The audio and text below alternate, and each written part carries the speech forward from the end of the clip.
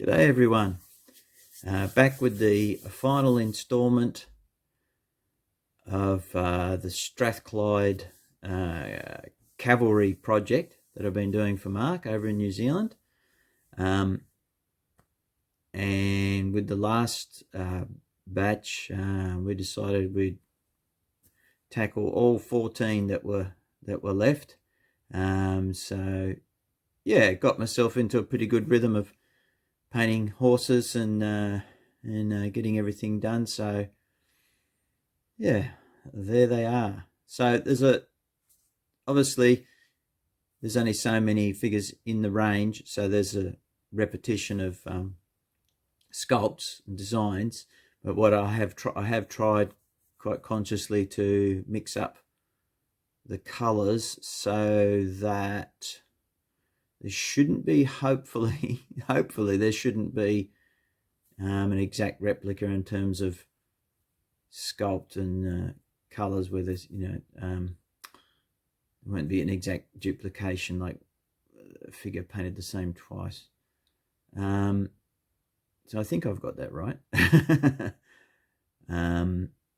Yeah, so it's a mixture of sort of slightly lower status and higher status warriors. Higher status distinguished by the fact that they've got either helmets or a mail shirt, or sometimes they also have a sword strapped to their side, whereas the lower status warriors are usually just javelin armed, or perhaps have a knife. I think there is one with a sword back there. But yeah, there's some duplication, as I said, in some of the figures, but there are still some that are unique in this batch. So what I'll do, there will be, like usual, photos at the end, so you can have a closer look at them. One of the photos is a wee bit blurry, but yeah, I think there's other photos of the same figures from another angle, so it'll give you a good idea. So we'll just do a bit of turnabout so you can see them. Now,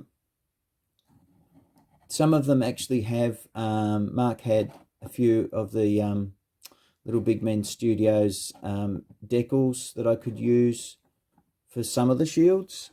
So some of them you'll see have that sort of shield, yellow and black shield styles that you often see used for Irish.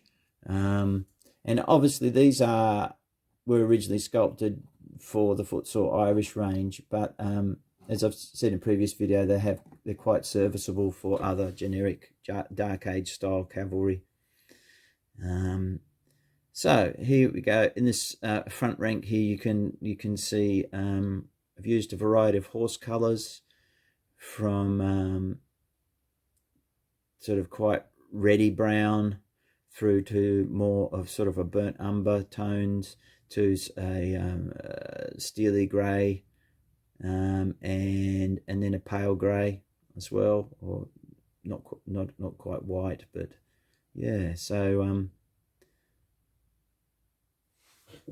there's those. So and the rest of the shields that aren't decals, and I think there's only about I think there might be 8 in total, and I tried to put those on the higher status warriors. The rest have hand painted, fairly simple designs, reasonably generic. So I'm not sure we have any evidence particularly as to what these guys may have, the Warriors of Strathclyde, had on their shields. I don't think we can be entirely sure.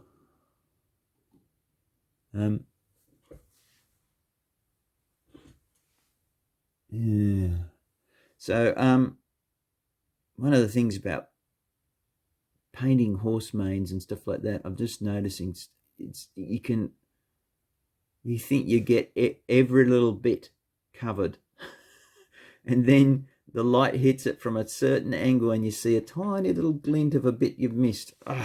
And I really do try hard to go over the figures. I mean, that obviously in the painting process and the highlighting process, and then back again when they've varnished, and then I'll sort of go through them again, just turning them over, trying to make sure I got every bit. And tiny little dots get missed in mains. It's often the way with highly textured surfaces like that. And I just corrected something before that I spotted in the photographs, and now I'm seeing some tiny little dots, but quite hard to get your brush into those places. And then it's quite hard to find them when you hold them up close sometimes, because they're only visible from certain angles. So this guy, I got a bit funky with this dude here. He's got a sort of a stripy kind of blanket. That was inspired by there was an old Angus McBride plate where he had similar colour schemes. It wasn't on the guy's sandal blanket. It was actually on his kind of cloak, or one of these sort of things like this guy's got on with the, what's the word? A bit like a buckskin sort of tassel things, but it's not a buckskin. And he had some of this sort of different tones of autumnal tones on there, and this dark green jacket. So yeah, I tried to echo some of that colour scheme. I mean, it's a different figure, but I thought it looked fun. So let's move guys back and bring guys forward. Excuse me while I do this, and then we'll have a bit of a sort out.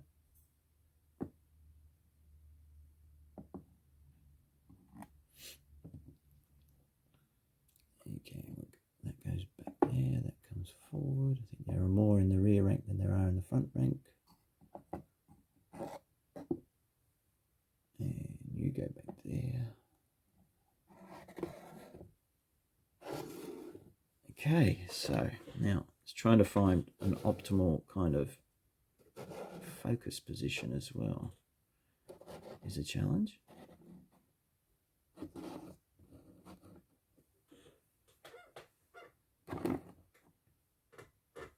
Excuse my hands. Just trying to give everyone a decent look at them, hopefully. I'm not sure if they'll all come into the shot quite. Yeah, we're just outside, so I might nudge that forward. So there's one there. Very simple shield designs, but I try and, like I said before, have color combinations that aren't too jarring to the eye, like in terms of they're complementary or whatever. I often use this sort of colour, this bluey grey colour. Gets used a lot, particularly for British warriors from the British Isles, because they could make that sort of bluey greys could be made from woad. You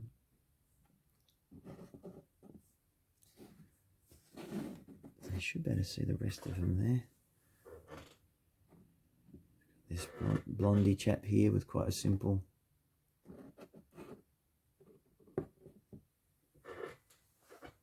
shield design, and quite happy with it. Like how that green tunic came out. Yeah.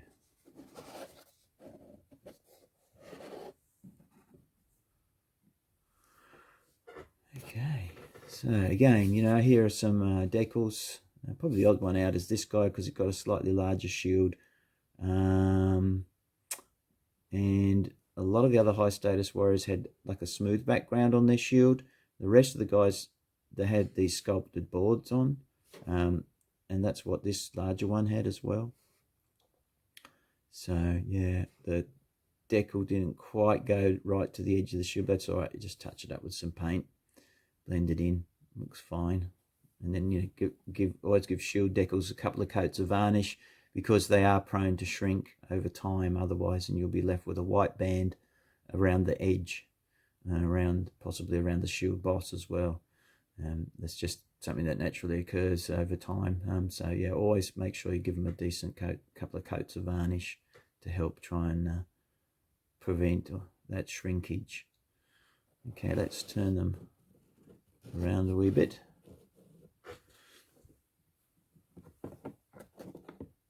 Hopefully they're coming into shot.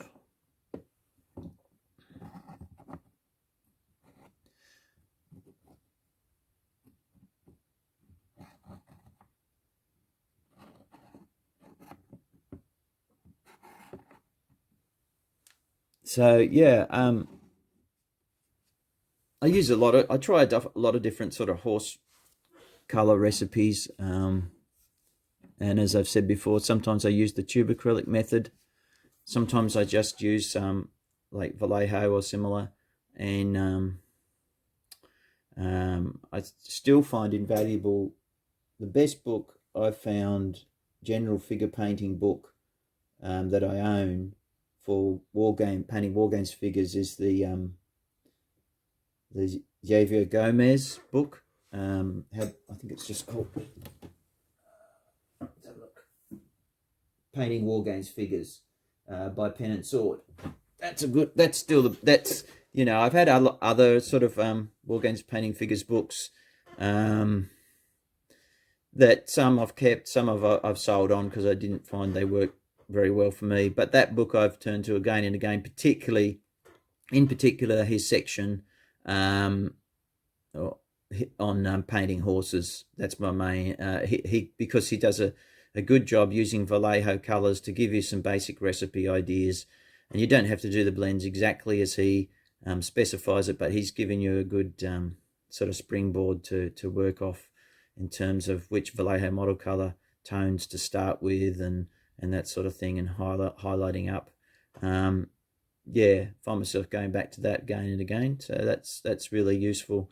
The other one that's been useful over the years is a YouTube channel, which he doesn't add any more videos to it, but there's a commission.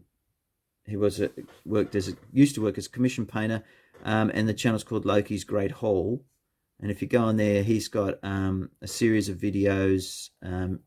If you have a search through his backlog of horse painting tutorials using only Vallejo colors, and you know, using triads and things like that, and really, really useful, very useful. So there you go. There's those guys. Give me a bit more of an angle of them. And again, you know, different types of browns, ready browns for the horses, and these sorts of raw sienna type colors. This one is subtly different from these two either side of it. I think this had I think as a base, I think it was mahogany brown from Vallejo, and then worked up gradually. Yeah. So yeah, just some subtle variations on different bay colors and browns and stuff. So give a look at some of the back of the cloaks and stuff. The high status guys got a bit of variety in colors.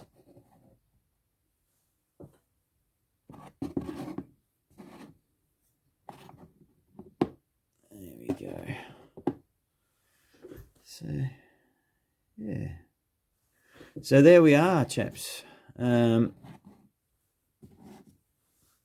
hope you found that interesting. You've kind of seen various parts of the project as I've been doing them. I'm not sure what's coming next after this. I'm waiting for something to arrive. Hopefully there'll be something soon.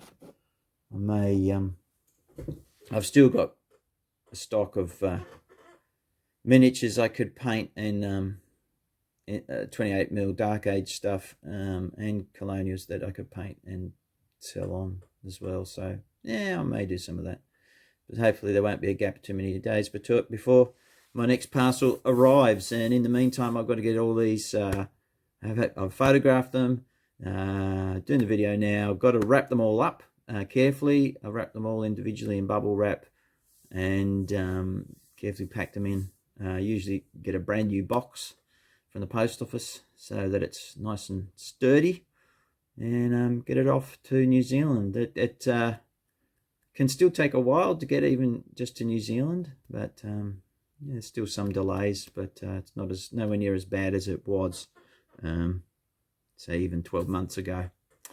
So I hope you guys found that enjoyable. If you've got any questions about how I did things, just leave any questions in the comments and section below. And thank you to those people who've been commenting and leaving kind words and encouraging words. It is really appreciated, and I do try not to miss any comments. So I apologize if I have ever missed your comment, but I do try and get to them all, even on older videos, and let you know I've seen them and leave a reply where it's appropriate. And yeah, I do appreciate that, guys. And thank you to all the new subscribers. We're getting up to, we're over, somewhere over 650 something. So that's really cool. I'm yeah, very thankful for that. Glad people still find it enjoyable, and yeah, I try and help people where I can. I know recently a chap asked me about the various colours I used on a particular project. Unfortunately, I don't usually write them down, particularly with these kind of figures like this, where it's irregular infantry or cavalry. I'm just sort of going by feel, and I'm looking through my paint selection and grabbing different combos and trying things. Whereas, you know, if I have something more formulaic for a particular uniform or a skin tone that I want to reuse, those kind of things do get written down. But yeah, otherwise, for Dark Age stuff, as I've said before, the basic rules of thumb are more stronger colors, or perhaps brighter colors or more saturated colors for the higher status guys. For the lower status guys, colors, you know, often I use a bit more desaturated, and that's where often I find the sort of color selections that are used for painting World War II figures are often quite suitable, because you can get quite a range of desaturated colors if you're also not just looking in the army style figures for you know, for different greens and khakis, but also looking out at other branches of service like blue grays and things like that. They can be great colors to use, and sort of reddy browns, that sort of thing. That's my general rule of thumb anyway. Okay, thanks for watching. I hope you enjoy the pictures, and we'll hopefully catch up with you again in the future with another video about, I'm not sure what. But take care, everyone. All the best. Bye for now.